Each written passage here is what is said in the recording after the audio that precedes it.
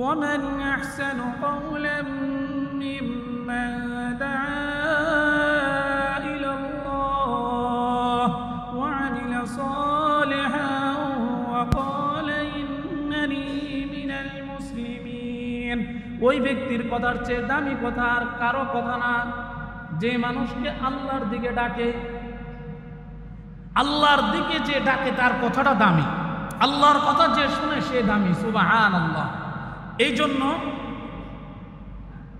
এই দামি কাজটা দিয়ে আল্লাহর দিকে দাওয়াত দেওয়ার, ডাকার, এই দামি কাজটা দিয়ে আল্লাহ পৃথিবীতে যত নবী রাসূল দুনিয়াতে পাঠাইছেন, সমস্ত নবী রাসূলদেরকে আল্লাহ এই দামি কাজের দায়িত্ব দিয়েছেন। সুবহানাল্লাহ। নবীদের দুনিয়াতে আসার উদ্দেশ্য ছিল কি? আল্লাহ ভুলা বান্দাদেরকে, যারা আল্লাহর পরিচয় জানে না, আল্লাহ সম্পর্কে বেখবর, আল্লাহ সম্পর্কে তার ধারণা নাই, আল্লাহর সাথে তার সম্পর্ক নাই, মূর্তির পূজা করে, মাজারে মাজারে দৌড়ায়, ভণ্ড পীরের দরবারে দৌড়ায়, এদিকে সেদিকে দরগাহে দরগাহে দৌড়ায়, এই সমস্ত নাফরমান বান্দাদেরকে ওই সমস্ত জিনিস থেকে ফিরাইয়া আল্লাহর দ্বীনের উপর আল্লাহর দিকে মুতাওয়াজ্জু করা, এটাই ছিল নবীদের কাজ। সুবহানাল্লাহ। এটাই ছিল নবীদের কাজ।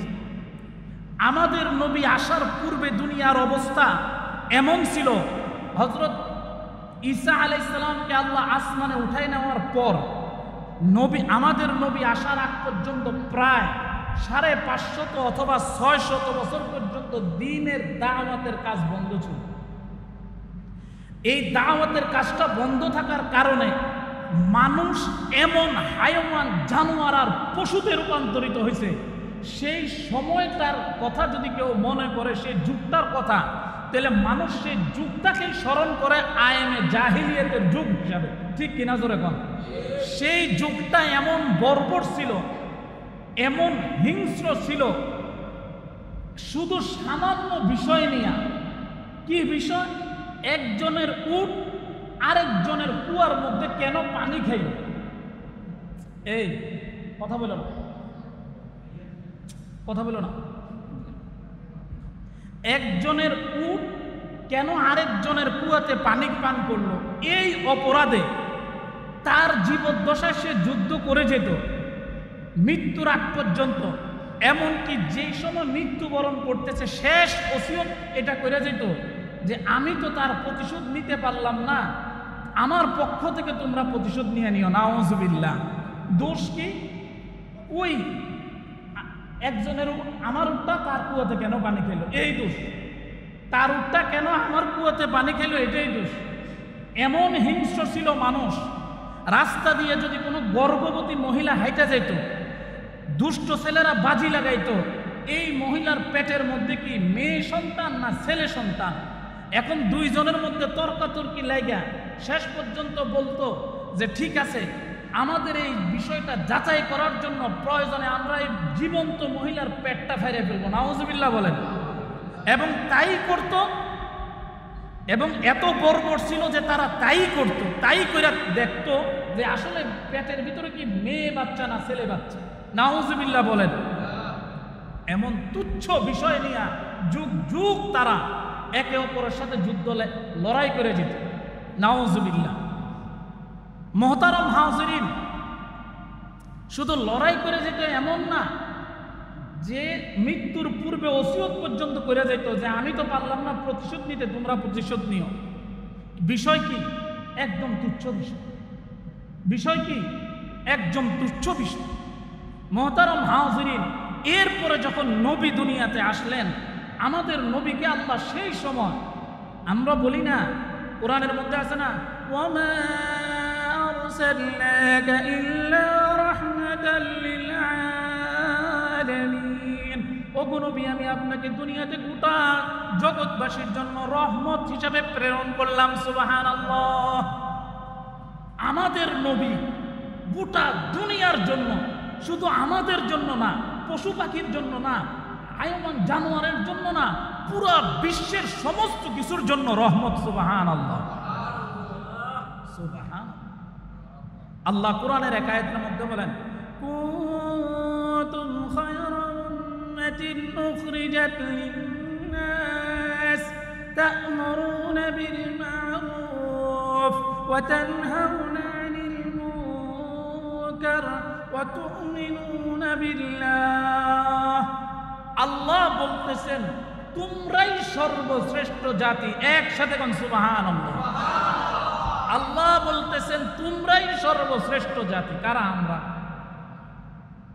এখন কেন আমরা শ্রেষ্ঠ জাতি হইলাম প্রশ্ন আছে না আল্লাহ এই আয়াতের মধ্যে আল্লাহ নিজেই উত্তর দিয়েছেন উখরিজাত লিন্নাস তোমাদেরকে বাহির করা হয়েছে মানুষের উপকারের জন্য কল্যাণের জন্য সুবহানাল্লাহ মানুষের কল্যাণের জন্য এরপরে তোমরা কেন উত্তম তা'মুরুনা বিল মা'রুফ তোমরা সৎ কাজের আদেশ করবা ওয়া তানহাউনা আনিল মুনকার এবং অসৎ কাজের নিষেধ করবা ওয়া তু'মিনুনা বিল্লাহ এবং আল্লাহর উপর ঈমান আনবা বিশ্বাস করবা তাহলে আমাদের শ্রেষ্ঠত্বের কারণ কি সৎ কাজের আদেশ এবং অসৎ কাজের নিষেধ এই কাজটা ছিল নবীদের এই কাজটা ছিল কাদের নবীদের নবী দুনিয়াতে আসার আগে এই সৎ কাজের আদেশ এবং অসৎ কাজের নিষেধ করার মতো কোনো ব্যক্তি 650 বছরের মধ্যে একজন পাওয়া যায় নাই নাউজুবিল্লাহ এই দাওয়াতের কাজ এই যে আমরা তাবলিগ বলি তাবলিগ কিসের কাজ তাবলিগ অর্থ কি তাবলিগ অর্থ প্রচার প্রসার পৌঁছাই দেওয়া একজনে জানে না ওই অজানা বিষয়টা জানাই দেওয়া একজন আরেকজনকে সতর্ক করা এটাই আল্লাহ কোরআনের সূরা আসরের মধ্যে বলেন ওয়াল আসর ইন্নাল ইনসানা লাফি খুসর আল্লাহ কসম খাচ্ছেন সময়ের কসম ইন্নাল ইনসানা লাফি খুসর সমস্ত মানুষ ক্ষতির মধ্যে আছে ইল্লাল্লাযী শুধুমাত্র তারা ব্যতীত ইল্লাল্লাযীনা আমানু যারা ঈমান এনেছে ওয়া আমিলুস সালিহাত যারা নেক আমল করেছে ওয়া তাওয়াসাউ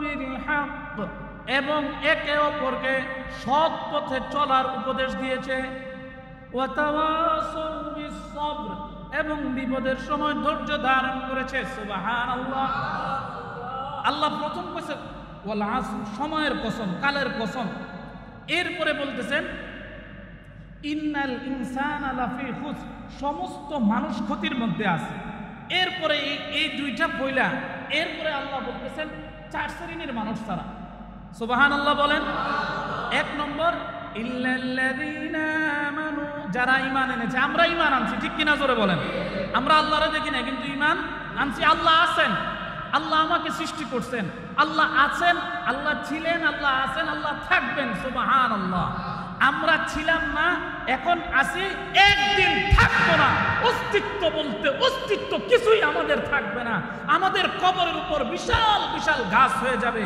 আমাদের কবরের মধ্যে পোকামাকড় হবে আমাদের কাফনের কাপড় এমনকি আমাদের কলিজা পর্যন্ত পোকামাকড়ে খাইয়া ছিন্ন ভিন্ন করে মাটির সাথে মিশাই ফেলবে ঠিক কিনা জোরে বলে একদিন ছিলাম না এখন আছি আর একদিন থাকবো না আমরা কেউ থাকবো না আগামী 100 বছর পরে আমাদের নাম নিশানা নেওয়ার মতো কেউ থাকবে না ঠিক কিনা এই জন্য আল্লাহ বলেন ইন্নাল ইনসানা লাফি খুসর সময়ের কসম সমস্ত মানুষ ক্ষতির মধ্যে আছে এর মধ্যে 4 প্রকারের মানুষ ক্ষতি ছাড়া এক নম্বর হলো ইল্লাল্লাযীনা আমানু যারা ঈমান এনেছে আমরা এবং আমাদের পূর্ববর্তী যারা ঈমান আনছে এই জন্য একবার আল্লাহ শুকরিয়া আদায় করে বলি আলহামদুলিল্লাহ ইল্লাল্লাযীনা আমানু যারা ঈমান এনেছে ওয়া আমিলুস সালিহাত শুধু ঈমান আনলে বইয়া থাকি নাই এরপরে আল্লাহ আমাদেরকে 5 ওয়াক্ত আল্লাহর হুকুম নামাজ আদায় করার জন্য দিনের অন্য বিষয়গুলি আদায় করার জন্য আল্লাহ আমাদেরকে কবুল করছেন তৌফিক দিয়েছেন এজন্য আবার বলি আলহামদুলিল্লাহ যারা নেক আমল করে ওয়া তাওয়াসাউ বিল হক এবং সৎ পথে চলার জন্য একে অপরকে দাওয়াত দেয় একে অপরকে উপদেশ দেয় ওয়া তাওয়াসাউ বিস সবর তাদের উপর কোনো বিপদ আপদ আসলে তারা ধৈর্য ধারণ করে বিপদের মধ্যে সুবহানাল্লাহ এজন্য বিপদ আপদের মধ্যে আমরা হাই হতাশ করব না ধৈর্য ধারণ করব হয়তো আল্লাহ তাআলা এই বিপদ দিছে দুনিয়ার কোনো অন্য বিপদের থেকে হয়তো বাঁচানোর জন্য, অথবা এই বিপদের কারণে জান্নাতে তার মর্যাদা আল্লাহ বৃদ্ধি করবেন এই জন্য। সুবহানাল্লাহ। এই চার ধরনের মানুষ ক্ষতির মধ্যে নাই।